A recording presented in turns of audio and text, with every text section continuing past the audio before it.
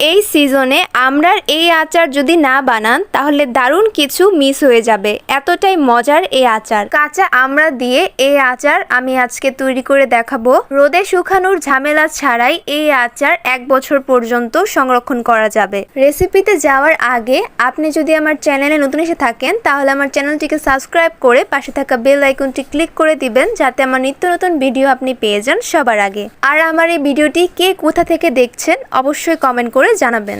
রেসিপির জন্য আমি এখানে 1.5 কেজি পরিমাণ আমড়া নিয়ে নিয়েছি।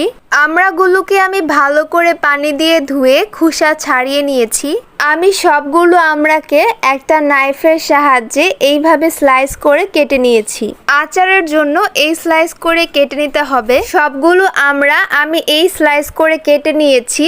এখন এই আমড়ার স্লাইসগুলোর উপর আমি 2 কাপ পরিমাণ চিনি দিয়ে দিচ্ছি। চিনির সাথে আমড়াগুলোকে ভালো করে মিশিয়ে নিচ্ছি। মিশিয়ে নেওয়ার পর রেস্টে রেখে দিতে হবে। একটা ঢাকনা দিয়ে ঢেকে 1 ঘন্টার জন্য রেস্টে রেখে দিলাম। এবার আচারের জন্য মশলা রেডি করে নিব।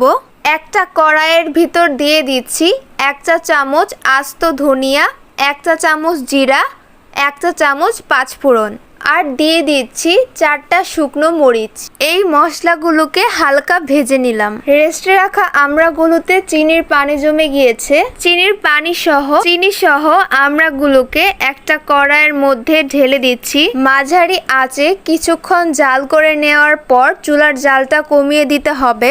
এখন 1/4 চা চামচ লাল মরিচের গুঁড়া দিয়ে দিলাম, 1/4 চা চামচ হলুদের গুঁড়া দিয়ে দিলাম, সামান্য পরিমাণ লবণ দিয়ে দিলাম, একটা মাঝারি সাইজের রসুন কুচি করে দিয়ে দিয়েছি। যেই আচারের মশলাটা তৈরি করেছিলাম সেটা ব্লেন্ড করে 1 চা চামচ দিয়ে দিলাম। তারপর একটু নেড়েচেড়ে দিব। আমার আচারটা একদম রেডি হয়ে গিয়েছে। এখন আমি চুলা থেকে নামিয়ে পরিবেশন করব।